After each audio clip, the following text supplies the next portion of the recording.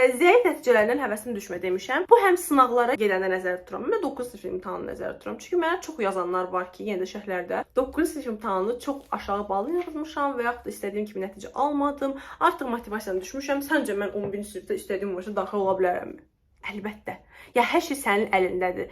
Yığmısan aşağı, çox çalışacaqsan, artıq zəif nöqtəni bilirsən, daha çox güclənəcəksən. Bilirsən niyə? Çünki 9 sinifdə yaxşı yazırsan, çünki yəni onda da yazacağam falan filan. Amma artıq sən 9-da aşağı yığmısansa, sənin çöküşündən olan qalxışın daha gözəl olacaq. Çünki artıq sən o zəif nöqtəni bilirsən və zəif o çöküşü görmüsən. O çöküşdən qalxmaq üçün əlindən gələn hər şey yaxşı eləyib. Hətta 9-da yaxşı yazan insanlardan da gedib daha yaxşı yaza bilərsən 11 sinifdə. Çünki yenə deyirəm, içində bir hirs var. Motivasiya koçu olmalıyam, siz dediyiniz kimi deyəsən. Əvvəlki videolarımı mütləq izləyin.